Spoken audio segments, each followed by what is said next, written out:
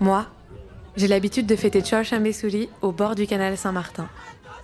On se retrouve entre Iraniens de Paris, on met de la musique, on allume des feux dans la rue et on saute par-dessus. C'est la tradition. Ces fêtes ont été très mal vues et critiquées par les partisans de la République islamique, mais ils n'ont jamais réussi à les réprimer. Et heureusement, parce que je souhaite à tout le monde de voir à quoi ressemble Téhéran un soir de Chorshambesuri. Tout autour de nous, les feux allumaient la ville. Il n'y avait même pas besoin de lumière. Tout le monde dansait, chantait, riait, sautait par-dessus le feu, distribuait des gâteaux, qu'on se connaisse ou non. On s'est tous regroupés autour du feu. Et même si on était dehors, personne portait le foulard. On le gardait juste autour du cou, au cas où. D'un coup, sans qu'on s'y attende, Ella a pris des ciseaux. Elle a pris ses cheveux, elle a tout coupé et elle les a jetés dans les flammes. Puis elle s'est mise à danser avec ses nouveaux cheveux courts. C'est une image qui est restée gravée. Et quand j'ai vu les premières vidéos de la Révolution, j'y ai pensé tout de suite. Le feu, les femmes qui dansent, qui se coupent les cheveux, qui jettent leur foulard. Une femme qui décide de laisser son brosse et son miroir, c'est une femme qui a décidé de faire le fight. Bezan, bezan, zan. Bezan, bezan, zan. Bezan, bezan, bezan.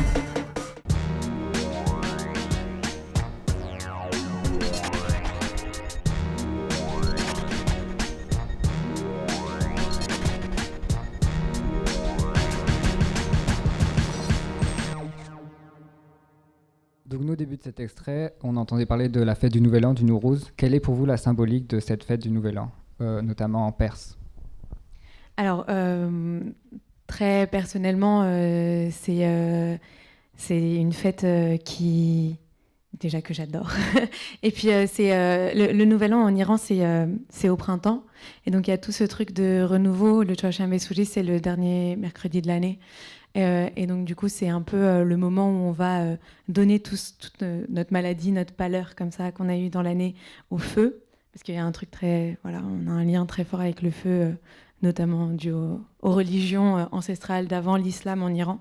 Donc, on donne tout ça au feu et puis on récupère du feu l'énergie et tout ce qu'il nous faut pour démarrer l'année. Et en fait, c'est vrai que moi, j'y suis allée en Iran, j'y suis allée au moment des fêtes du Nouvel An, et donc j'avais vu toutes ces images. Et au final, quand on voit les images qui sont sorties, les vidéos qui sont sorties au moment de l'assassinat de Mahsa Amini, donc toutes ces femmes qui retiraient leur voile, elles le jetaient dans le feu. Donc en fait, on a cette habitude-là de passer par-dessus le feu, de danser autour du feu, de communiquer en fait avec le feu. Et là, en l'occurrence, c'était une fête, et puis ça a pris plus tard une portée politique. Merci. Et à la fin de cet extrait, on entend justement un début de refrain.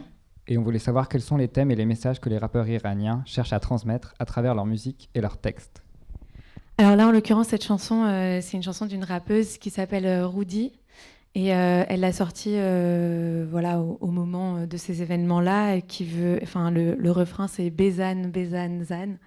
Et c'est un jeu de mots entre Bezan, qui veut dire frappe, et Zan, de Zan Zendegi Ozadi, qui veut dire femme. Donc en fait, elle dit aux femmes de frapper.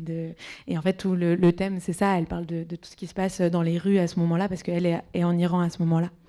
Et de manière générale, c'est des thèmes qui sont contre le régime. Alors, c'est de la musique. Donc en fait, il y a autant de chansons que de chansons qui sont écrites. Je veux dire, il y a autant de thèmes que de chansons écrites, et chacun l'aborde d'une certaine façon, parfois de manière extrêmement virulente, avec beaucoup d'insultes, et parfois avec énormément d'analyses, comme les chansons en français, quoi. C'est des chansons politiques.